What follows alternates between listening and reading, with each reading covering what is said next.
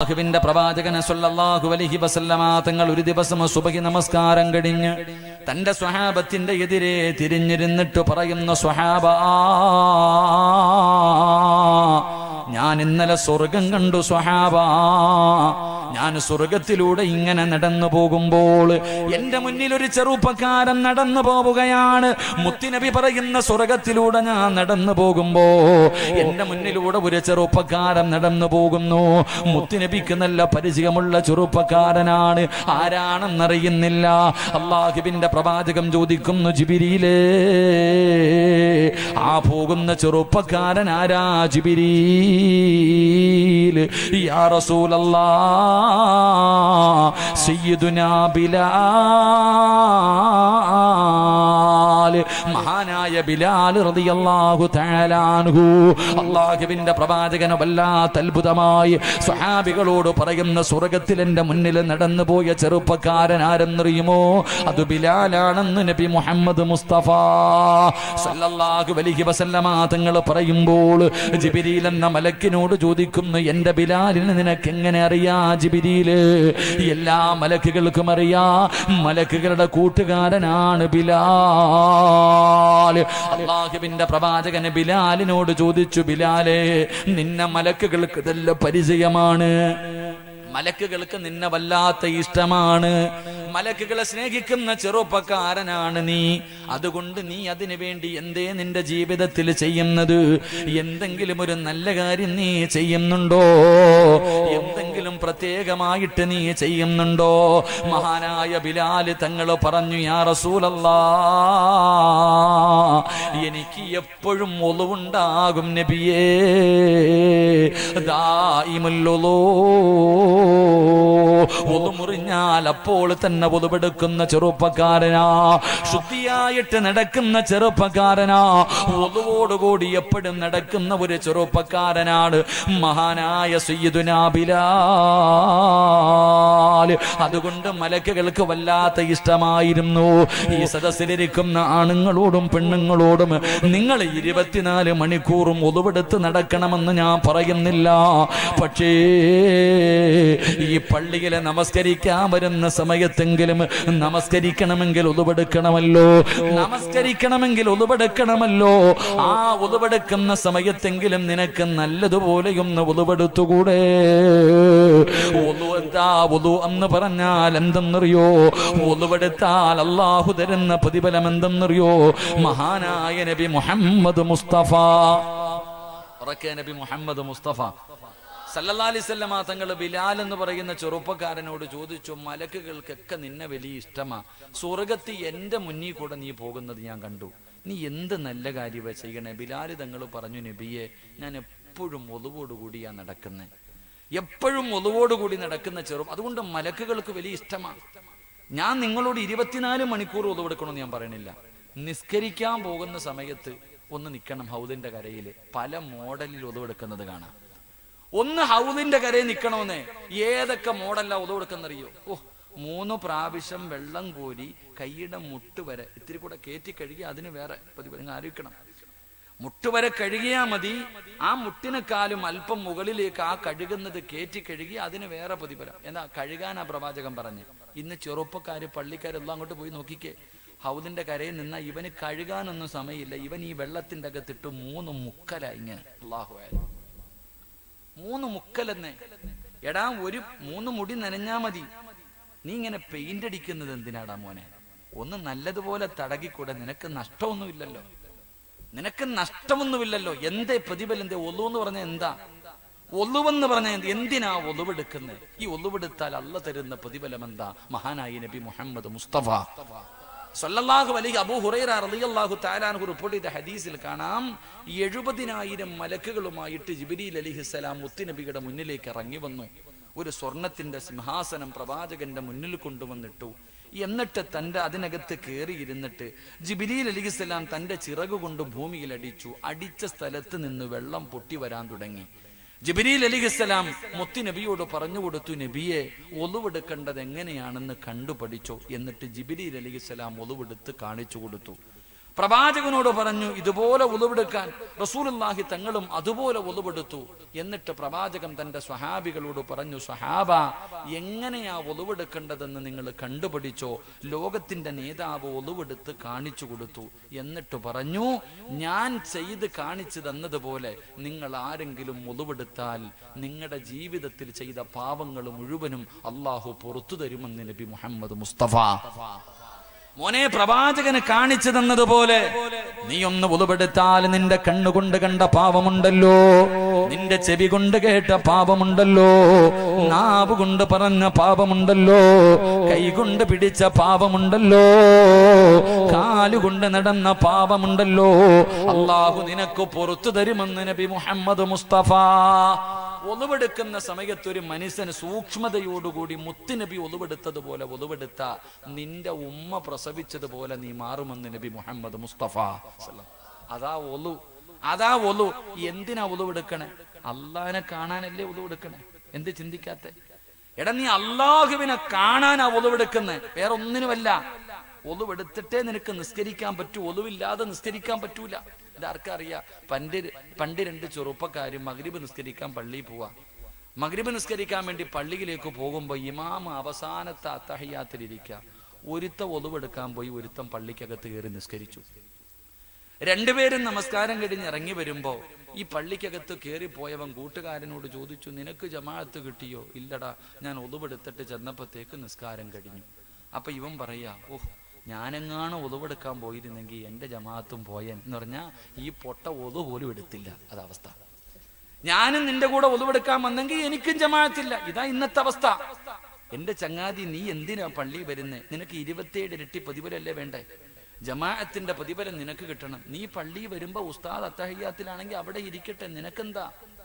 നീ സൂക്ഷ്മതയോടുകൂടി ഒളിവെടുത്തിട്ട് പള്ളിക്കകത്ത് കയറുമ്പോ ഉസ്താദ് സലാം വീട്ടിയാലും നിനക്ക് പ്രതിഫലം അല്ല തരില്ലേ? നിനക്കല്ല പ്രതിഫലം തരുമല്ലോ. ഇത് നീ ഇമാം അത്തഹിയ്യാത്തിൽ ഇരിക്കുമ്പോ ഹൗദിന്റെ അകത്ത് കൈ വിട്ടിട്ട് നേരെ ചുവ ഒളിവെടുക്കാതെ പോയാൽ 2 പാപം. ഒന്ന്, നേരെ ഒളിവെടുത്തില്ല, ഒളിവില്ലാതെ നിസ്കരിച്ചു, അള്ളാനെ കളിയാക്കി, നിന്റെ മരണം വരെ മോശമായി പോകും. അള്ളാഹു കാത്തിരക്ഷിക്കുമാറാകട്ടെ, അള്ളാഹു കാത്തിരക്ഷിക്കുമാറാകട്ടെ. സഹോദര, ഒരാള് ഇമാം ഗസാലി റളിയല്ലാഹു തആല അൻഹു പറയുന്നുണ്ട്, ഈമാനുള്ള ഒരു മനുഷ്യന് 4 അടയാളം ഉണ്ടെന്ന്. അവൻ ഈമാനുള്ളവനാണോ വിശ്വാസിയാണോ എന്ന് തിരിച്ചറിയാൻ 4 അടയാളം. അതിലെ ഒന്നാമത്തെ അടയാളം, ഹൗദും കരയിൽ നിൽക്ക്. ആരെങ്കിലും സൂക്ഷ്മതയോടുകൂടി ഒളിവെടുക്കുന്നത് കണ്ടാൽ അവൻ ഈമാനുള്ളതിന്റെ അടയാളമാണ്. അള്ളാഹു നമുക്ക് ഈമാൻ നൽകുമാറാകട്ടെ, അള്ളാഹ് ഈമാൻ നൽകുമാറാകട്ടെ. അപ്പൊ ഞാൻ പറഞ്ഞു വന്നത്, ഒളിവെട്. എപ്പോഴും നിന്നെ കൊണ്ട് കഴിയുന്ന രീതിയിൽ നമസ്കരിക്കുമ്പോഴെങ്കിലും നല്ല നിലയിൽ ഒളിവെട്. ഒളിവോടുകൂടി വേണം കിടന്നുറങ്ങാൻ, ഒളിവോടുകൂടി വേണം കിടന്നുറങ്ങാൻ. ഒളിവോടുകൂടി കിടന്നുറങ്ങിയാൽ അള്ളാഹുവിന്റെ പ്രവാചകൻ എവിടെന്ന് പറയുകയാണ്, ഒളിവോടുകൂടി കിടക്കുന്ന ഒരു മനുഷ്യൻ അള്ളാഹു തരുന്ന പ്രതിഫലം എന്താ? മൻബാത ത്വാഹിറൻ ബാത ഫീ ശിആരിഹി മലകുൻ ലാ യസ്തൈഖിളു സഅതൻ മിനൽ ലൈൽ ഇല്ലാ ഖാല മലകുൻ അല്ലാഹുമ്മ ഗ്ഫിർ ലി അബ്ദിക ഫുലാൻ. ഏതെങ്കിലും ഒരു മനുഷ്യൻ ഒളിവോടുകൂടിയാണ് കിടന്നുറങ്ങുന്നതെങ്കിൽ ആ മനുഷ്യന്റെ തലയുടെ ഭാഗത്തൊരു മലക്ക് നിൽക്കുകയാ. പെണ്ണേ, ഇന്ന് വയത് കഴിഞ്ഞ് തിരിഞ്ഞ് വീട്ടിലേക്ക് ചെന്ന് അവസാനം കിടന്നുറങ്ങുമ്പോ നീ ഒളിവെടുത്തിട്ടാണ് കിടക്കുന്നതെങ്കിൽ നിന്റെ തലയുടെ മുകളിൽ, നിന്റെ തലയുടെ ഭാഗത്തൊരു മലക്ക് നിന്നിട്ട് അള്ളാഹുവിനോട് ദുആ ചെയ്യുന്നു, അല്ലാ, ഒളിവോടുകൂടി കിടക്കുന്ന ഈ പെണ്ണിന് ഇബാദത്തിന്റെ കൂലി കൊടുക്കണേ അല്ലാ, ഇവളുടെ പാപം പുറത്തു കൊടുക്കണേ അല്ലാ എന്ന് നീ എഴുന്നേക്കുന്നത് വരെ ദുആ ചെയ്യുമെന്ന് നബി മുഹമ്മദ് മുസ്തഫ. ഒളിവോടുകൂടിയാണ് കിടക്കുന്നതെങ്കിൽ ഒരു മലക്ക് നീ ഉണരുന്നത് വരെ ദുആ ചെയ്യുമല്ല. ഇവൻ ഉറങ്ങുകയാണെങ്കിലും ഇബാദത്തിന്റെ കൂലി കൊടുക്കണം, നിസ്കരിക്കുന്ന കൂലി കൊടുക്കണം. 2, ഇവന്റെ പാപം പൊറുക്കണേ എന്ന് ദുആ ചെയ്യുമെന്ന് നബി മുഹമ്മദ് മുസ്തഫ. ഉറക്കെ നബി മുഹമ്മദ് മുസ്തഫ. അപ്പൊ കിടക്കുമ്പോ ഒളിവെടുത്തിട്ട് അപ്പൊ ചോദിക്കും, ഉസ്താദെ, ഭാര്യയെ തൊട്ടാ ഒളിവ് മുറിയുമല്ലോ? മുറിയും, ഭാര്യയെ തൊട്ടാൽ ഒളിവ് മുറിയും. പണ്ടൊരു ചങ്ങാതി ഏതോ ഉസ്താദ് പ്രസംഗിച്ചു, കിടക്കുമ്പോ ഒളിവെടുത്ത് കിടന്നാൽ ഇബാദത്തിന്റെ പ്രതിഫലം. ഇയാള് പെണ്ണും കെട്ടിയിട്ട് പെണ്ണുമ്പിള്ള എടുത്ത് പറയാ, തൊടരുത്, നീങ്ങി കിടക്കണം. ഭാര്യയുടെ പറയും, എന്നെ തുടരുത്, ഒളിവ് മുറിയും, നീ കിടക്കാൻ. ഇങ്ങനെ കിടന്നാലോ?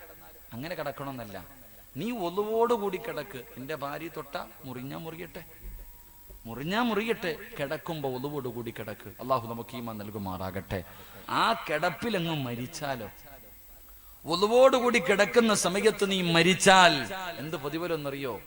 ഒതുവോടുകൂടി മരിക്കലേറ്റം മെച്ചമാ, ജിബ്രീല് വരുമെന്നും ഹദീസിൽ സ്പഷ്ടമാ.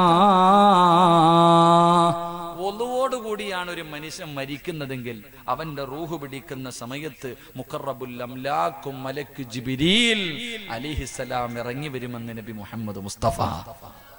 ജിബ്രീൽ അലൈഹിസ്സലാം നീ മരിക്കുമ്പോ നിന്റെ റൂഹ് പിടിക്കുമ്പോ അസ്റായിൽ എന്ന മലക്കിന്റെ കൂടെ ഒരു മലക്കോട് ഉണ്ടാകും. നീ സാധാരണ വ്യക്തിയല്ല, VVIP-യാ. നീ VVIP-യാ. നീ മരിക്കുമ്പോ ജിബ്രീലിനെ കണ്ടു മരിക്കാം. അള്ളാഹു നമുക്ക് ഭാഗ്യം നൽകുമാറാകട്ടെ. പ്രവാചകൻ അവിടെ നിന്ന് പറഞ്ഞു, ഒളുവെടുക്കുന്ന മനുഷ്യൻ നാളെ പരലോകത്ത് വരുമ്പോൾ അവന്റെ അവയവങ്ങൾ പ്രകാശിക്കുമെന്ന് നബി മുഹമ്മദ് മുസ്തഫ സ്വല്ലല്ലാഹു. അതുകൊണ്ട് എൻ്റെ സഹോദരങ്ങളോട് സഹോദരിമാരോട് പറയുന്നു, മലക്കുകൾ നിന്നെ സ്നേഹിക്കണമെങ്കിൽ, മലക്കുകൾ നിന്നെ കൂട്ടുകാരാക്കണമെങ്കിൽ, മലക്കുകളുടെ സാന്നിധ്യം എപ്പോഴും നിന്റെ കൂടെ ഉണ്ടാകണമെങ്കിൽ ദാഇമുൽ വുളൂ നിത്യമാക്ക്, വുളൂവോടുകൂടി നടക്ക്. അള്ളാഹു നമുക്ക് ഭാഗ്യം നൽകി അനുഗ്രഹിക്കുമാറാകട്ടെ. അള്ളാഹു നമുക്ക് ഭാഗ്യം നൽകി അനുഗ്രഹിക്കുമാറാകട്ടെ. 3 ഒന്നുകൂടെ ഇൻഷാ അള്ളാഹ് പറഞ്ഞിട്ട് പിരിയാം. 10:35 ഇല്ലേ? 10 ഇൻഷാ അള്ളാഹ്. ഒന്നുകൂടെ ഇരിക്കല്ലേ? 11 മണി വരെയല്ലേ ഞാൻ പറഞ്ഞത്? ഇരിക്കല്ലേ? എന്തപ്പോ ഒരു വാശി. ഇങ്ങനെ 12 മണി വരെ ഇരുത്തുന്നാണോ? ഇല്ലപ്പ, ഞാൻ നിർത്തിയേക്കാം ഇൻഷാ അള്ളാഹ്. ഒന്നുകൂടെ. അള്ളാഹു ഈമാൻ നൽകുമാറാകട്ടെ. അള്ളാഹു ഈമാൻ നൽകുമാറാകട്ടെ. മാതാപിതാക്കൾ, വാപ്പയോ ഉമ്മയോ ജീവിച്ചിരിപ്പുള്ള മക്കളൊക്കെ ഒന്ന് കൈപൊക്കിക്കും. മാതാപിതാക്കൾ ആരെങ്കിലും ജീവിച്ചിരിപ്പുണ്ടെങ്കിൽ എന്താപ്പാ? അൽഹംദുലില്ലാ, അള്ളാഹു അവർക്ക് ദീർഘായുസ് നൽകുമാറാകട്ടെ. എന്റെ പ്രിയമുള്ളവരെ, 3 മഹാനായ നബി മുഹമ്മദ് മുസ്തഫ.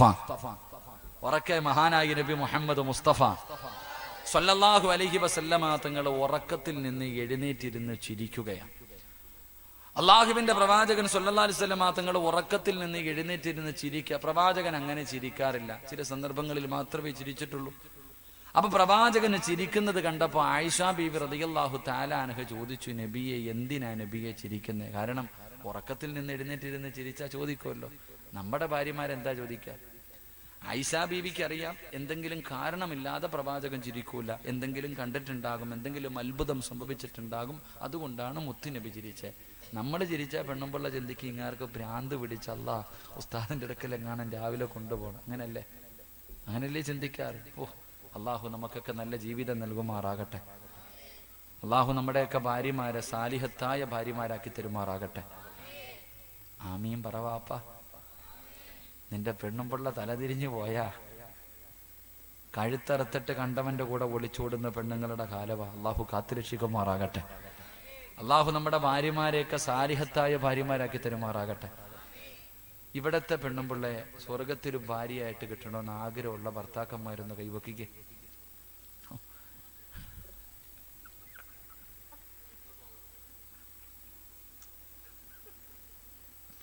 എടാ മോനെ, ഈ സ്ക്രീൻ, ഈ ക്യാമറ ഒന്ന് തിരിച്ചു വെക്കടാ, നോക്കിക്കോ. നിന്റെ ഭർത്താക്കം ഒന്ന് തിരിച്ച്. പലരും കൈവെക്കാത്ത എന്തെന്നറിയോ? എന്റെ പൊന്ന് സിറാജ, ഇവള് ഇവിടെ തന്നെ സഹിക്കാൻ വയ്യ, ഇവള് സ്വർഗത്തിലുണ്ടോ? ഇവള് സ്വർഗത്തിലുണ്ടെങ്കിൽ ഞാൻ അങ്ങോട്ട്. നിങ്ങളുടെ രണ്ടുപേരുടെയും ഭാര്യമാർ ഇവിടെ ഇല്ലല്ലോ, രക്ഷപ്പെട്ട്. സെക്രട്ടറി, നിങ്ങളെന്താ പ്രസിഡന്റ് അല്ലേ? മൈക്ക് സെറ്റിന്റെ പുറകിൽ ഇരിപ്പുണ്ട് കേട്ടാ, പൊക്കിയിട്ടില്ല. പലർക്കും പേടി എന്തെന്നറിയോ? ഇവള് സ്വർഗത്തിലുണ്ടോ അല്ലാന്ന്. നിങ്ങളോ? ഭർത്താക്കന്മാര് സ്വർഗത്തിൽ വേണമെന്ന് ആഗ്രഹമുള്ള താത്തമാരൊന്ന് കൈവക്കിക്കും. സ്വാതന്ത്ര്യ ദിനത്തിന് കൊടി പൊക്കണ പോലെ ഉണ്ട്. വേണോ വേണ്ടേന്ന് ആലോചിക്കണം. അള്ളാഹുല്ല അവിടെ ചെല്ലുമ്പോ ഈ സ്വഭാവമൊക്കെ അള്ളാഹു മാറ്റിത്തരുമെന്ന് നബി മുഹമ്മദ് മുസ്തഫ. നീ പേടിക്കണ്ട, നിന്റെ ആമിനാനെ അള്ളാഹു ഫ്രഷ് ആക്കി തരും, നിഷ്കളങ്കയാക്കി തരും. അൽഹംദുലില്ലാ, അള്ളാഹു ഒരുമിക്കാൻ ഭാഗ്യം നൽകുമാറാകട്ടെ. ഇവിടൊക്കെ ഈ 2 പെണ്ണ് കെട്ടുന്നവരുണ്ടോ ഉസ്താദ്? എന്താ സെക്രട്ടറി? ഉണ്ടില്ലേ? ഒരെണ്ണത്തിനെ കെട്ടിയിട്ട് പെടുന്ന പാടറിയാം, ഈ 2 കെട്ടുന്നു. ഞാനൊരു വലിയ സമ്പന്നന്റെ വീട്ടിൽ ഭക്ഷണം കഴിക്കാൻ പോയി. ഭക്ഷണം കഴിച്ചൊക്കെ ഇറങ്ങാൻ ദുആഇന്റെ സമയമായപ്പോൾ ഞങ്ങളുടെ കൂടെയുള്ളൊരു പ്രായമുള്ള ഉസ്താദിനെ അകത്തേക്ക് വിളിച്ചുകൊണ്ടുപോയി. ആ സാധു അകത്ത് കൊണ്ടുപോയിട്ട് എന്തൊക്കെയോ പരാതി പറഞ്ഞിട്ട് ഇങ്ങനെ കണ്ണിങ്ങനെ നിറഞ്ഞു പോകുന്നുണ്ട്. അപ്പോൾ ഈ ഉസ്താദാണെങ്കിൽ ഇടയ്ക്കിടയ്ക്ക് എന്നെ നോക്കുന്നുണ്ട്, ചിരിക്കുന്നുണ്ട്. ഇടയ്ക്കിടയ്ക്ക് നോക്കും, ചിരിക്കും. അയാളാണെങ്കിൽ കരഞ്ഞുകൊണ്ട് ഇങ്ങനെ എന്തൊക്കെയോ പറയണം. അവസാനം ഇറങ്ങി വന്നപ്പോൾ ഞാൻ ചോദിച്ചു, സാധു എന്താ ഉസ്താദെ പാപം, വലിയ സങ്കടം? ഓ സിറാജെ, 2 പെണ്ണ് കെട്ടിയിട്ട് കടലിലും ശൈത്താനും നടക്കണ പോലെ സാധു. 2 വിവാഹം കഴിച്ചിട്ട് 2 ഭാര്യമാരെടുക്കൽ നിന്ന് സമാധാനമില്ല. ഒന്ന് സന്തോഷം കിട്ടാൻ വേണ്ടി ദുആ ചെയ്യാൻ പറഞ്ഞതാ. ഞാൻ ചോദിച്ചു, നിങ്ങൾ എന്തിനാ ചിരിച്ചേന്ന്? ഞാൻ 3 എണ്ണം കെട്ടിയിട്ട് നടക്കാം.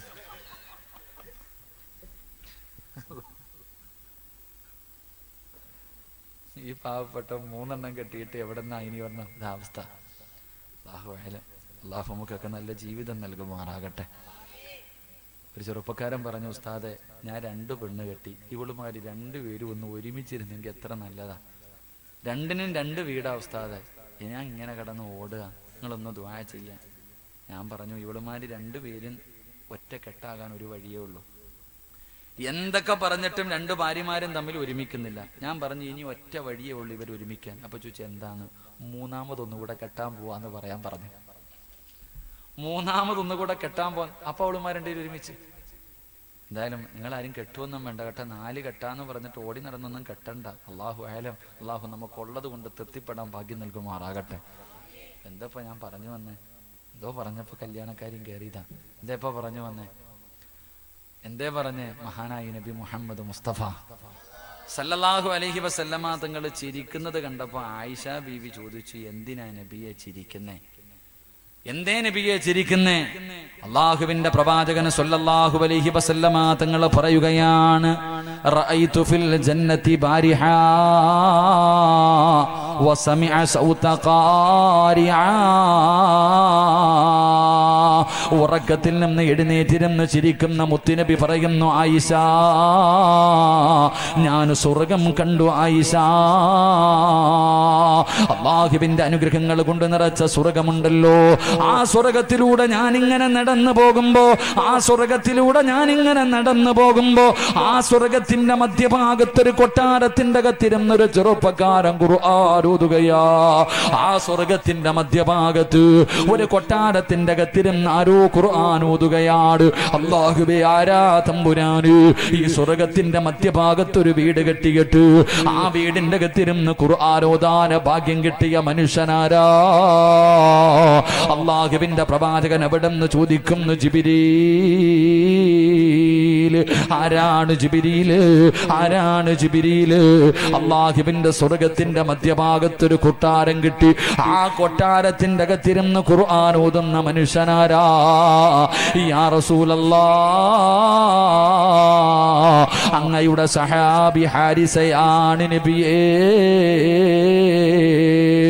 മുത്തുനബി അത്ഭുതപ്പെടുകയാണ്. ഹാരിസത്ത് ഇബ്നു നുഅ്മാൻ റളിയല്ലാഹു തആല അൻഹു, അല്ലാഹുവിന്റെ പ്രവാചകം ചോദിക്കുന്നു, എന്റെ ഹാരിസയെ നിങ്ങൾക്ക് എങ്ങനെ അറിയാം? എന്റെ ഹാരിസാനെ നിങ്ങൾക്ക് എങ്ങനെ അറിയാം? നബിയെ, അറിയാത്ത മലക്കുകളില്ല നബിയെ, അറിയാത്ത മലക്കുകളില്ല നബിയെ. കാരണം എന്തെന്നറിയുമോ? ഇന്നഹു മിൻ മിഅത്തി സാബിഅ അല്ലദീ തകഫനല്ലാഹു ബിഅർസാഖിനാ. ഹാരിസെ അറിയാത്ത മലക്കുകളില്ല, ഹാരിസെ അറിയാത്ത മലക്കുകളില്ല. അതിന്റെ കാരണം എന്തെന്നറിയോ? അല്ലാഹു സ്വർഗത്തിൽ ഭക്ഷണം കൊടുക്കുന്ന സ്വഹാബിയാണ് ഹാരിസത്ത് ഇബ്നു നുഅ്മാൻ.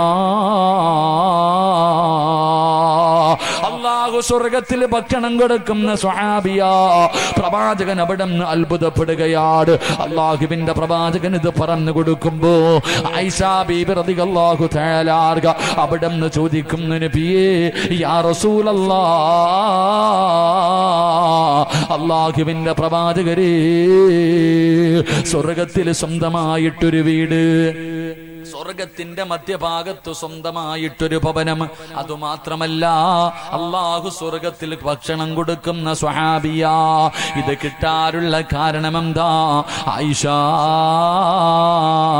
കദാകൽ ബിർറു, തന്റെ മാതാപിതാക്കൾക്ക് ഗുണം ചെയ്തതിന് അല്ലാഹു കൊടുത്ത പ്രതിഫലമാണെന്ന് നബി മുഹമ്മദ് മുസ്തഫ സല്ലല്ലാഹു അലൈഹി വസല്ലമ തങ്ങൾ നോക്കുമ്പോ സ്വർഗത്തിന്റെ മധ്യഭാഗത്ത് ഒരു കൊട്ടാരത്തിന്റെ അകത്തിരുന്നൊരു ചെറുപ്പക്കാരൻ ഖുർആൻ ഓതുകയാണ്. ആരാണെന്ന് ചോദിച്ചപ്പോ പറഞ്ഞു, നബിയെ, അങ്ങയുടെ സഹാബി ഹാരിസത്ത് ബിൻ നുഅ്മാൻ റളിയല്ലാഹു തആല അൻഹു. ഈ പ്രതിഫലം അല്ലാഹു എല്ലാ മലക്കുകൾക്കും പരിചയം. കാരണം അല്ലാഹു നാളെ സ്വർഗത്തിൽ ഭക്ഷണം കൊടുക്കുന്ന സ്വഹാബിയ. അല്ലാഹു നമുക്ക് ഈമാൻ നൽകി അനുഗ്രഹിക്കുമാറാകട്ടെ. എൻ്റെ പ്രിയമുള്ളവരെ, സ്വർഗത്തിന്റെ മധ്യഭാഗത്ത് ഒരു വീട്, അള്ളാഹുവിൻ്റെ അടുക്കൽ നിന്ന് ഭക്ഷണവും വാങ്ങിക്കഴിക്കാനുള്ള ഭാഗ്യം, ഇത് രണ്ടും വേണമെന്ന് ആഗ്രഹമുള്ളവർ കൈവക്ക്. സ്വർഗത്തിൽ ഒരു വീടും, എവിടെ? ഈ നാട്ടിലല്ല, ഇവിടെ വീട് വെക്കാം, പൈസ വേണം, അത്രേ ഉള്ളൂ. ആർക്കും പറ്റും, ലോൺ എടുത്താലും വെക്കാം. പക്ഷെ സ്വർഗത്തിൽ സ്വന്തമായിട്ടൊരു വീട് വേണോ? അത് മാത്രമല്ല, ആരുടെ കയ്യിൽ നിന്ന് ഭക്ഷണം? ആരുടെ കയ്യിൽ നിന്ന് ഭക്ഷണം? അള്ളാഹുവിൻ്റെ അടുക്കൽ നിന്ന് ഭക്ഷണം. അള്ളാഹു വാങ്ങി കഴിക്കാൻ ഭാഗ്യം നൽകുമാറാകട്ടെ. അള്ളാഹു സ്വർഗത്തിൽ ആദ്യമായിട്ട് കഴിക്കാൻ തരുന്ന ഭക്ഷണം എന്താപ്പാ? എന്താ ആമിനാത്ത? അള്ളാഹു സ്വർഗത്തിൽ മന്തി ബിരിയാണിയാ? അള്ളാഹു സ്വർഗത്തിൽ ആദ്യമായിട്ട് കഴിക്കാൻ തരുന്ന ഭക്ഷണം എന്താ മനുഷ്യന്മാരെ? മീനിന്റെ പൊരിച്ച കരളാണെന്ന് നബി മുഹമ്മദ് മുസ്തഫ. ഉറക്കെ നബി മുഹമ്മദ് മുസ്തഫ. മീനിന്റെ കരള് തിന്നാൻ എന്തേ മടിയുണ്ടാ? മീനിന്റെ കരൾ എന്ന് പറഞ്ഞപ്പോ മുഖത്തൊരു ചുളി. എന്തേ, തിന്നിട്ടില്ലേ? മീനിന്റെ കരൾ എവിടെ ആയിരിക്കും ഉസ്താദ് ഇരിക്കുന്നത്? ഇനി മീൻ വെട്ടുമ്പോ നോക്കണം കേട്ടാ, തലയ്ക്കകത്തായിരിക്കും മീനിന്റെ കരള്. അതാണ് നാളെ അള്ളാഹു സ്വർഗത്തിൽ ആദ്യം കഴിക്കാൻ തരുന്ന ഭക്ഷണം. അള്ളാഹു വാങ്ങി കഴിക്കാൻ ഭാഗ്യം നൽകുമാറാകട്ടെ. ആയിഷ ബീവി റളിയല്ലാഹു തആല അൻഹ ചോദിച്ചു, നബിയെ, ഉമ്മാനെയും വാപ്പാനെയും സ്നേഹിച്ച ഈ പ്രതിഫലം കിട്ടുമോ? എങ്കിൽ ഞാനും എൻ്റെ ഉമ്മാനെയും വാപ്പാനെ സ്നേഹിക്കുന്നുണ്ട്, എനിക്കും കിട്ടുമോ? ഈ സ്വഹാബിക്ക് അള്ളാഹു ഇത് കൊടുക്കാനുള്ള കാരണം മാതാപിതാക്കളെ സ്നേഹിച്ചതിനാ. അപ്പൊ ആയിഷ ബീവി റളിയല്ലാഹു തആല അൻഹ ചോദിച്ചു, ഞാനും എൻ്റെ വാപ്പാനെയും ഉമ്മാനെയും സ്നേഹിക്കുന്നു, എല്ലാവരും സ്നേഹിക്കുന്നു, എല്ലാവർക്കും കിട്ടുമോ? ഇല്ല. ആ സ്വഹാബിക്ക് 3 സ്വഭാവമുണ്ടായിരുന്നു എന്ന് നബി മുഹമ്മദ് മുസ്തഫ. മാതാപിതാക്കള് ജീവിച്ചിരിപ്പുണ്ടെന്ന് പറഞ്ഞ എല്ലാ മക്കളും കേട്ടോ, ഈ 3 സ്വഭാവം നിനക്കുണ്ടെങ്കിൽ നിനക്കും ഈ പ്രതിഫലം അള്ളാഹു തരും. അള്ളാഹു നൽകി അനുഗ്രഹിക്കുമാറാകട്ടെ. ആ 3 ഗുണം പറഞ്ഞിട്ട് ആ സ്വർഗത്തിൽ പോകാനുള്ള ആയത്തും പറഞ്ഞിട്ട് നമുക്ക് ഓടാം. അള്ളാഹു ഭാഗ്യം നൽകുമാറാകട്ടെ. 1, റസൂലുള്ളാഹി തങ്ങൾ പറയുകയാ, പക്കറ്റ് പിരിവുണ്ടോ? ഇല്ല. ഇൻഷാ അല്ലാഹ് എല്ലാവരുടെയും പോക്കറ്റ് സേഫ്റ്റി ഉണ്ടോപ്പാ? ഉണ്ടോ? ഉണ്ടോ? ഇൻഷാ അല്ലാഹ് ഉസ്താദിനി അപ്പം പോക്കറ്റ് സേഫ്റ്റി കേട്ടാ തരുന്നു.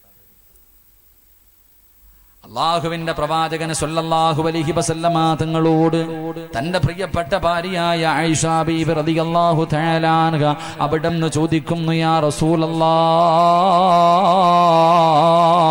അള്ളാഹുവിന്റെ നബിയേ,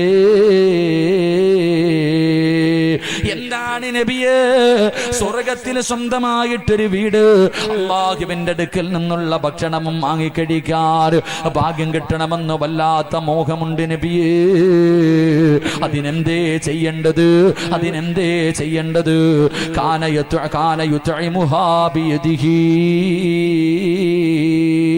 ഉമ്മയുടെ കയ്യിൽ നിന്ന് ഭക്ഷണം വാങ്ങിക്കഴിക്കാത്ത ഒരു മകനുമില്ല, ഒരു പെണ്ണുമില്ല.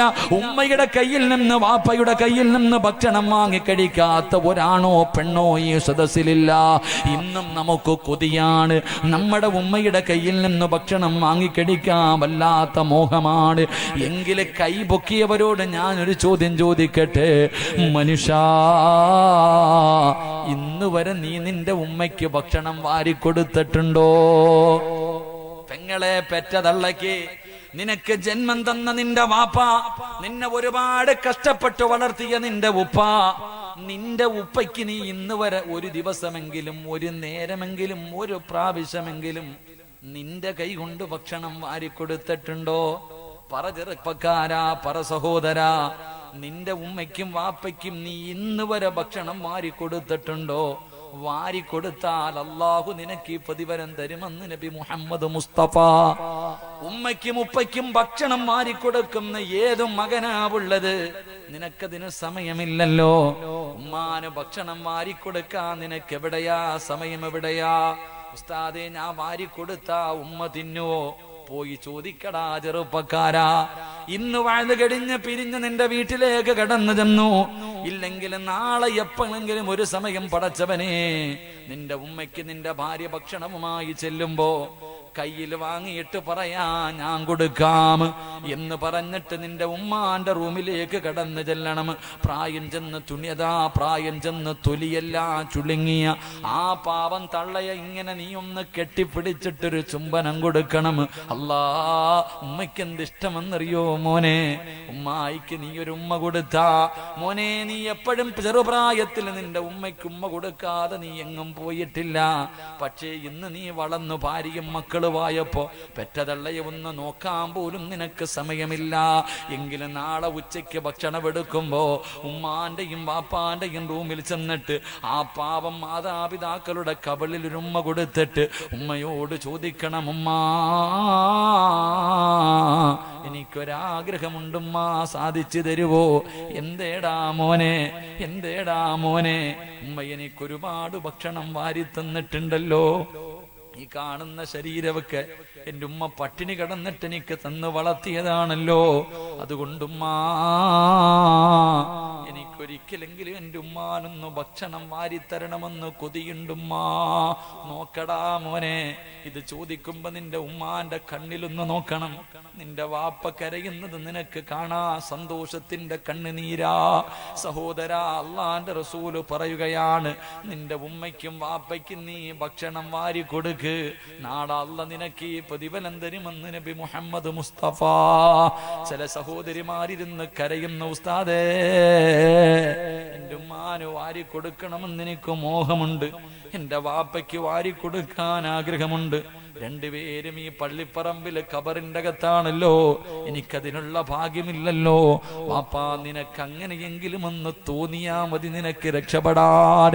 അതുകൊണ്ട് സഹോദരാ, മാതാപിതാക്കൾക്ക് നിന്റെ കൈ കൊണ്ട് നീ ഭക്ഷണം വാരി കൊടുക്ക്. അല്ല നിനക്ക് ഈ പ്രതിഫലം തരുമെന്ന് നബി മുഹമ്മദ് മുസ്തഫ. നബി മുഹമ്മദ് മുസ്തഫ ഉമ്മയ്ക്ക് ഭക്ഷണം വാരി കൊടുത്തിട്ടുള്ള എത്ര മക്കളാ ഉള്ളെ? ഒന്ന് കൈവക്കിക്ക്, കാണാനുള്ള കൊതി കണ്ട. നിന്റെ കൈ കൊണ്ട് ഒരു പ്രാവശ്യമെങ്കിലും നീ വാരി കൊടുത്തിട്ടുണ്ടോ? ഇല്ലല്ലോ പെങ്ങളെ. ആലോചിച്ച് നോക്ക്, നീ എന്തിനാ ജീവിക്കണേ? പെറ്റ തള്ളയ്ക്ക് നീ ഭക്ഷണം വാരി കൊടുക്കണം. നീ ഒരു പെണ്ണല്ലേ, എന്ത് നിനക്കത് തിരിയാത്തെ? പ്രസവ വേദനയെ കുറിച്ച് പറയണ നിനക്ക് സമയമില്ലല്ലോ. കാരണം ഗൾഫുകാരനായ ഒരു ഭർത്താവും പിന്നെ മക്കളുണ്ടല്ലോ, അത് മതിയല്ലോ. പെറ്റ തള്ളയെ നോക്കാൻ നിനക്ക് സമയമില്ല അല്ലേ സഹോദര? എല്ലാം നല്ല നിലയിലായപ്പോ നിനക്ക് AC റൂം, ഡബിൾ കോട്ട് കട്ടില്, കറങ്ങുന്ന ലൈറ്റ്, ഉമ്മ താഴെ പായും വിരിച്ചിട്ട് ഉമ്മായിക്കൊരു പരാതിയില്ല. കാരണം ഉമ്മ തറയിൽ തന്നെ കടന്ന് പഠിച്ചതാ. ആ പാവം അള്ളാഹു ദീർഘായുസ് നൽകുമാറാകട്ടെ. എന്റെ പ്രിയമുള്ളവരെ, സ്വഹാബിക്കുണ്ടായിരുന്ന ഒരു ഗുണം, ഉമ്മയ്ക്ക് ഭക്ഷണം വാരി കൊടുക്കുമായിരുന്നു. 2 അവിടെ നിന്ന് പറയുന്നുണ്ട്, വലം യസ്തഫീംഹാ കലാമുൻ കത്തു. ഉമ്മയുടെയും ബാപ്പയുടെയും മുന്നിൽ ശബ്ദമുയർത്താത്ത മകനാണെന്ന് നബി മുഹമ്മദ് മുസ്തഫ. ഉമ്മായുടെയും വാപ്പായുടെയും മുന്നിൽ ആ മകൻ ശബ്ദം ഉയർത്തൂല. അള്ളാന്റെ ഖുർആൻ പറഞ്ഞു, എന്ന് പറയുന്ന വാക്കുപോലും നിങ്ങളുടെ മാതാപിതാക്കളോട് നിങ്ങൾ പറയരുത്. ഇന്ന് നമ്മൾ പറയണത് എന്താ അല്ലേ? നാലേക്ക് ഉമ്മാനെയും വാപ്പാനെയും ഭരിക്കുന്ന മക്കളുടെ കാലമാ. നീ വാപ്പാനെ ഭരിക്കാനായില്ലേ മോളെ? നിന്റെ ഉമ്മാനെ ഭരിക്കാൻ നീ വളർന്നു പോയി, ഇത്രയ്ക്ക് നീ വളർന്നു. ഇന്ന് ഉമ്മയുടെ ദുആ കൊണ്ട്, ഉമ്മ ദുആ ചെയ്തു, ഉസ്താദിനെ കാണുമ്പോ നിസ്കരിക്കും ഉമ്മ ദുആ ചെയ്യ, അല്ലാ എന്റെ മോന് ഗൾഫിൽ പോകണം, അല്ലാ ഒരു ജോലി കിട്ടണം, അല്ലാ. ഉമ്മ ദുആ ചെയ്തു, നീ എങ്ങനെയെങ്കിലും ഒന്ന് ഗൾഫിൽ പോയി, അല്ലാഹുവേ നല്ല ഒരു ജോലി കിട്ടാൻ ദുആ ചെയ്തു, നിനക്കൊരു ജോലി കിട്ടി. അത് കഴിഞ്ഞിട്ട് ഉമ്മ ദുആ ചെയ്തു, അല്ലാ എന്റെ മോന് നല്ല ഒരു പെണ്ണിനെ കിട്ടണേ അല്ലാ. അല്ലാ നിനക്കത് തന്നു, ഒരു പണക്കാരന്റെ മകളെ തന്നെ നിനക്ക് തന്നു. ഉമ്മ നിർത്തിയില്ല, ഉമ്മ ദുആ ചെയ്തു, അല്ലാ എന്റെ മോന് ഒരു സാലിഹായ പെണ്ണിനെ കിട്ടി, മക്കളെ കൂടെ കൊടുക്കണേ അല്ലാ. നിനക്കല്ല മക്കളെയും തന്നു.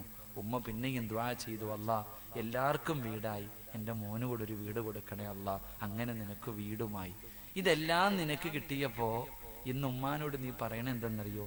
വല്ലതും തിന്നിട്ട് ഈ വീടിന്റെ അകത്ത് കടന്നോണം, മിണ്ടിപ്പോകരുത്. നീ നിന്റെ ഉമ്മാനെ ഭരിക്കാനായിപ്പോയി.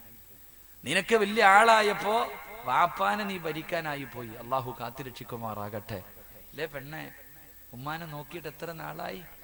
കെട്ടിയവനും മക്കളും പോരെ നിനക്ക്? ആ കിളവിയെ നോക്കാൻ പോകാൻ നിനക്ക് അവിടെ സമയമില്ലേ? അല്ലേ? ഗൾഫിൽ പോയി, ഗൾഫിലാ. ഉമ്മ ചോദിക്കും, മോനെ എന്നെ കൂടെ കൊണ്ടുപോടാ. ഇല്ല.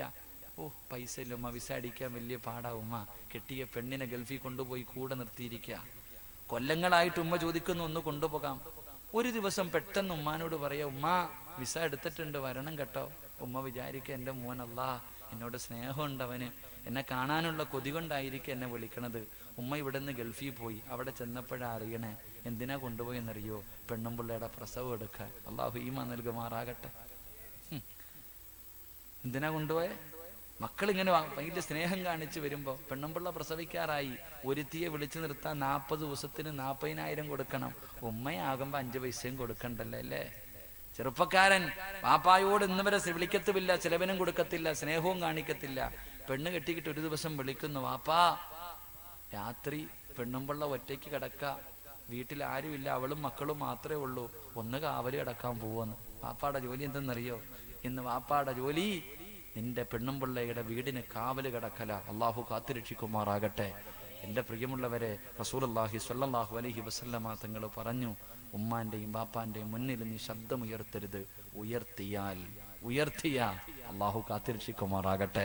പ്രവാചകൻ മൂന്നാമത് പറഞ്ഞു, ഈ ചെറുപ്പക്കാരൻ ഉണ്ടായിരുന്ന മൂന്നാമത്തെ ഗുണം, ഹത്താ കാന യസ്അലു മൻ ഇൻദഹ ബഅദ അൻ യഖ്റുജ മാദാ ഖാലത്ത് ഉമ്മി. തൻ്റെ ഉമ്മാൻ ആരെങ്കിലും കാണാൻ വന്നിട്ട് തിരിച്ചു പോകുമ്പോൾ ഈ മകൻ കൂടെ പോകുമായിരുന്നു. തൻ്റെ ഉമ്മാനെ കാണാൻ ആരെങ്കിലും വീട്ടിൽ വന്നിട്ട് തിരിച്ചു പോകുമ്പോൾ ഈ ചെറുപ്പക്കാരൻ പുറകെ പോകും. എന്നിട്ട് ചോദിക്കും, എൻ്റെ ഉമ്മ വല്ല പരാതിയും പറഞ്ഞു? ഉമ്മാനെ തല്ലാനല്ല, എൻ്റെ ഉമ്മ എന്നോടൊന്നും പറയാറില്ല, എൻ്റെ വീട്ടിൽ എൻ്റെ ഉമ്മയ്ക്ക് എന്തെങ്കിലും കുറവുണ്ടെങ്കിൽ പറ, ചെയ്തു കൊടുക്കാനാ. എൻ്റെ സഹോദര ഒന്ന് ചിന്തിച്ചു നോക്ക്, ആ സ്വഹാബി ചോദിച്ചറിഞ്ഞിട്ട് ചെയ്തു കൊടുക്കുമായിരുന്നു എന്ന് നബി മുഹമ്മദ് മുസ്തഫ സ്വല്ലല്ലാഹു അലൈഹി വസല്ലം. കാരണം നമ്മുടെ ഉമ്മ നമ്മളോടൊന്നും പറയാറില്ല, സ്നേഹമില്ലാത്തത് കൊണ്ടല്ല, നമ്മുടെ ഭാര്യയെ പേടിച്ചിട്ടാ. ഉമ്മയ്ക്ക് പറയണമെന്നുണ്ട്, പക്ഷെ ഉമ്മ പറയാത്തത് നിന്റെ ഭാര്യയെ പേടിച്ചിട്ടാ. കാരണം അവക്കിതൊന്നും ഇഷ്ടമല്ലല്ലോ. ചില പെണ്ണുങ്ങൾക്ക് അവള് കാണാതെയാ ഉമ്മയ്ക്കൊരു 10 രൂപ പോലും മക്കൾ കൊടുക്കുന്നത്. അതുകൊണ്ട് ഉമ്മ ഒന്നും പറയാറില്ല. പക്ഷെ ഉമ്മാനെ കാണാൻ വരുന്ന കൂട്ടുകാരിയോട് പരാതിയല്ല, വിഷമം ഉമ്മ പങ്കുവെക്കാറുണ്ട്. ചോദിച്ചറിഞ്ഞിട്ട് ചെയ്തു കൊടുക്ക്. നിങ്ങളോട് ഞാൻ ചോദിച്ചറിഞ്ഞ് ചെയ്യണമെന്നൊന്നും പറയില്ല. ആ സഹാബി വീട്ടിൽ വന്നിട്ട് പോകുന്നവരുടെ പുറകെ നടന്ന് കരഞ്ഞു വിളിച്ചു ചോദിച്ചിട്ട് ചെയ്തു കൊടുക്കും. ഞാൻ പറയുന്നത്, ഉമ്മ നിങ്ങളോട് പറയുന്നതെങ്കിലും ചെയ്തു കൊടു. ഉമ്മ പറയാം, മോനെ ആ പ്രഷറിന്റെ ഗുളിക എത്ര പെട്ടെന്ന് തീർന്നു ഉമ്മ ചോദിക്കുന്നതാ. മോനെ ഒരു ജോഡി വസ്ത്രം എന്തിനാ, ഇന്നലെയല്ലേ, കഴിഞ്ഞ ആഴ്ചയല്ലേ, കഴിഞ്ഞ മാസത്തിനല്ലേ മേടിച്ചെന്നെ? എന്തിനാ പെങ്ങളെ? ഉമ്മയ്ക്ക് അറിഞ്ഞ് ചെയ്തു കൊടു. അള്ളാഹു നിനക്ക് സ്വർഗത്തില് ഈ 2 പ്രതിഫലം തരുമെന്ന് നബി മുഹമ്മദ് മുസ്തഫ സ്വല്ലല്ലാഹു അലൈഹി വസല്ലം. അള്ളാഹു നമുക്ക് ഈമാൻ നൽകി അനുഗ്രഹിക്കുമാറാകട്ടെ. അള്ളാഹുവെ, ഞങ്ങളുടെ ജീവിച്ചിരിക്കുന്ന ഞങ്ങളുടെ ഉമ്മായിക്കും വാപ്പായിക്കും നീ ദീർഘായുസ് കൊടുക്കണേ അല്ലാ, ആഫിയത്ത് കൊടുക്കണേ അല്ലാ. അള്ളാഹുവെ, അവരുടെ കാൽച്ചുവട്ടിൽ കിടക്കുന്ന സ്വർഗം നീ ഞങ്ങൾക്ക് നൽകി അനുഗ്രഹിക്കണേ അല്ലാ. അള്ളാഹുവെ, മരണപ്പെട്ടു പോയ ഞങ്ങളുടെ മാതാപിതാക്കളുടെ ഖബറിടം നീ വിശാലമാക്കണേ അല്ലാ. സ്വർഗ പൂങ്കാവനമാക്കണേ റഹ്മാനെ. സ്വർഗത്തിന്റെ കവാടം നീ തുറന്നു കൊടുക്കണേ റഹ്മാനെ. എൻ്റെ പ്രിയമുള്ള സഹോദരങ്ങളെ, ഇൻഷാ അല്ലാഹ് എഴുന്നേക്ക് ദുആ ചെയ്യും. പെട്ടെന്ന് എഴുന്നേക്ക് ഇൻഷാ. എല്ലാവരും എഴുന്നേക്ക്. ആ പുറത്തേക്കണ ചങ്ങാതിമാരെ പറ്റുമെങ്കിൽ കയറ്, ഇല്ലെങ്കിൽ വിട്ടോ. ഇല്ല, എന്നിട്ട് എടുത്തു വാ ഇൻഷാ അല്ലാഹ്. എല്ലാവരും അടുത്തേക്ക് വാപ്പാ ഇൻഷാ അല്ലാഹ്.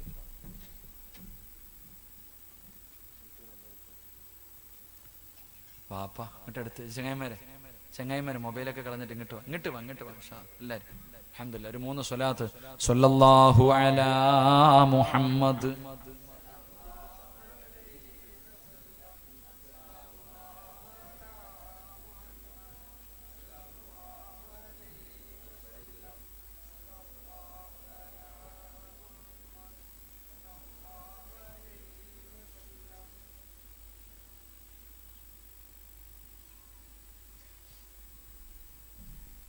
അള്ളാഹു സ്വീകരിക്കും. ഇങ്ങോട്ട് വാപ്പ, എന്തപ്പാ അകത്ത് നിൽക്കണേ? നമ്മൾ തമ്മിൽ എന്തിനാ പോരാ അകൽച്ച? അടുത്ത് നിൽക്ക്, എപ്പോഴല്ലേ ബന്ധങ്ങൾ. ഇങ്ങോട്ട് വാ വാ വാ വാ. നാളെ പോണേ നിങ്ങളൊക്കെ ഇനി പകന്ന്. ഇങ്ങോട്ട് വാ, പറ്റുമെങ്കിൽ ഇങ്ങോട്ട് അടുത്ത് നിൽക്കും ഇൻഷാ അല്ലാഹ്. അള്ളാഹു നമുക്കൊക്കെ ആഫിയത്തും ആരോഗ്യം നൽകട്ടെ. നിങ്ങൾക്ക് വയ്യാങ്കിൽ 2 പേര് ഇരുന്നോ വാപ്പ ഇൻഷാ അല്ലാഹ്. ആ ചങ്ങാതി, ആ കുട്ടി ഉറങ്ങുവാണെങ്കിൽ അവിടെ ഇരുത്തിയാലോ, ബുദ്ധിമുട്ടിക്കണ്ട. വാ ഇൻഷാ അല്ലാഹ്, അടുത്തേക്ക് വാ. അള്ളാഹു സ്വീകരിക്കുമാറാകട്ടെ, അള്ളാഹു സ്വീകരിക്കുമാറാകട്ടെ. എൻ്റെ പ്രിയമുള്ള സഹോദരങ്ങളെ, മഹാനായ നബി മുഹമ്മദ് മുസ്തഫ സ്വല്ലല്ലാഹു അലൈഹി വസല്ലമ തങ്ങൾ പറഞ്ഞു, പണക്കാരെ അല്ല പരിചയപ്പെടേണ്ടത്. ഈ നാട്ടിലെ പണക്കാരാന്ന് വെച്ചാൽ നമുക്ക് എല്ലാവർക്കും അറിയാം അല്ലേ?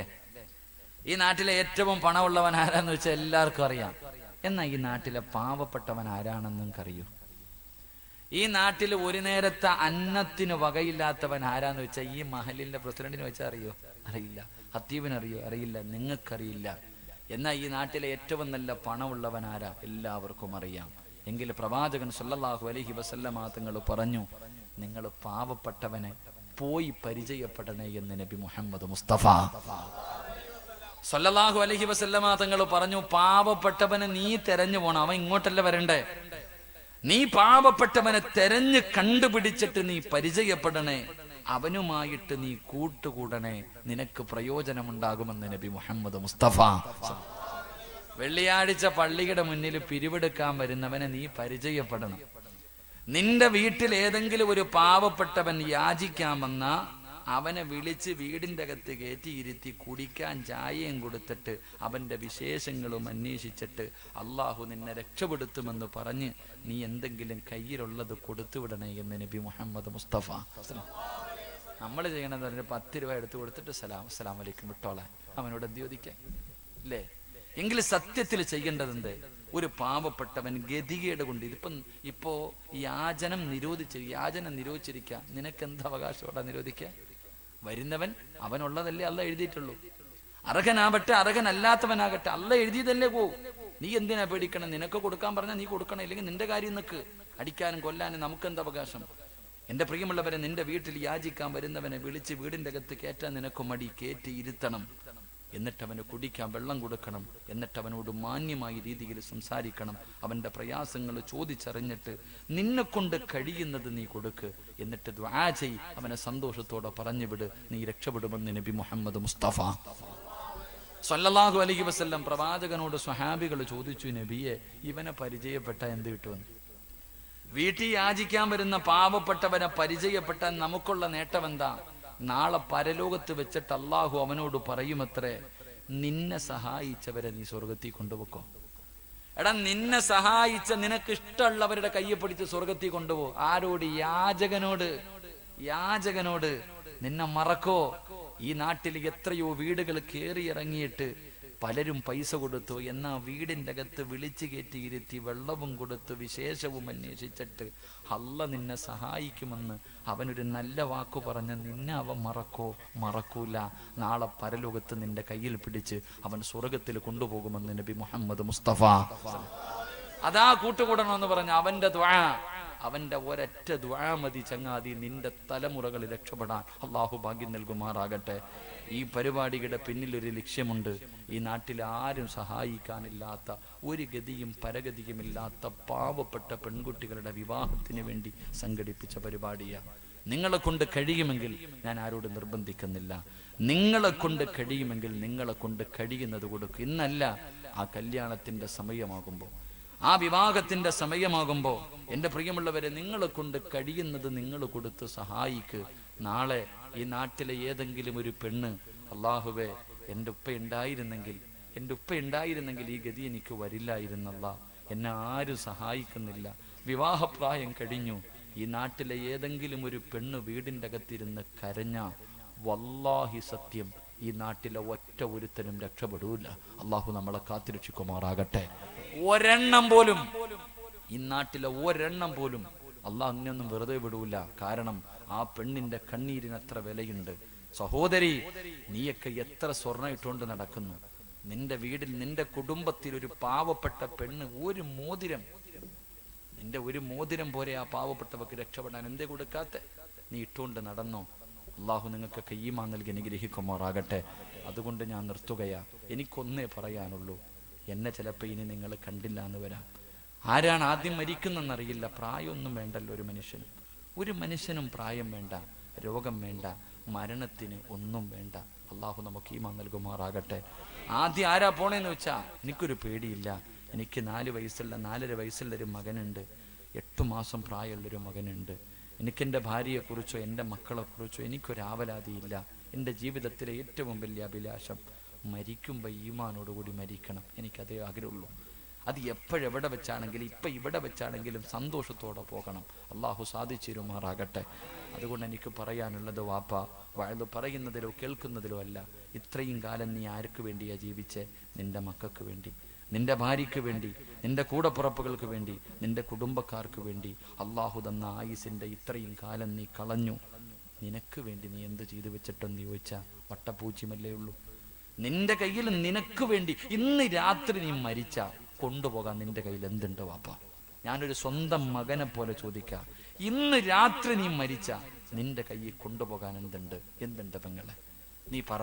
9.5 മാസക്കാലം ഗർഭം ചുമന്ന് മരണവേദനയുടെ വേദനയിൽ നൊന്ത് പ്രസവിച്ച നിന്റെ പൊന്നുമോള് നിന്റെ മയ്യത്ത് കുളിപ്പിക്കോ? ഈ പള്ളിയുടെ മുന്നിൽ ഇരുന്ന് നീ പറ, നിന്റെ മോള് ഇന്ന് രാത്രി നീ മരിച്ച കുളിപ്പിക്കാൻ എടുത്തു വെക്കുമ്പോ ഈ മോള് നിന്നെ കുളിപ്പിക്കോ? പറയാനുള്ള ചങ്കൂറ്റം നിനക്കുണ്ടോ? അതിനുള്ള ധൈര്യം നിനക്കുണ്ടോ? നീ നൊന്ത് പ്രസവിച്ച മകൻ നാളെ ഈ പള്ളിക്കകത്ത് കൊണ്ടുവെക്കുമ്പോ ഈ ഖതീബിന്റെ കൈ പിടിച്ചിട്ട് ഉസ്താദെ നിങ്ങൾ പുറകെ നിൽക്ക്, ഞാൻ നിസ്കരിക്കാമെന്ന് നിന്റെ മോൻ പറയുവോ? പറവാപ്പ. ഇവിടെ പള്ളിപ്പറമ്പിൽ ഈ ഇരുണ്ട് കിടക്കുന്ന പള്ളിക്കാട്ടി നിന്നെ കൊണ്ട് കുഴിച്ചിടുമ്പോ ഇത്രയും കാലം നീ കഷ്ടപ്പെട്ട് വളർത്തിയ നിന്റെ മകൻ നിന്റെ കടം വീട്ടു എന്ന് പറയാൻ നിന്നെ കൊണ്ട് കഴിയോ? വാപ്പാടെ ഖബർ എവിടാന്ന് വെച്ചാ അറിയാത്ത മക്കളുടെ കാലം.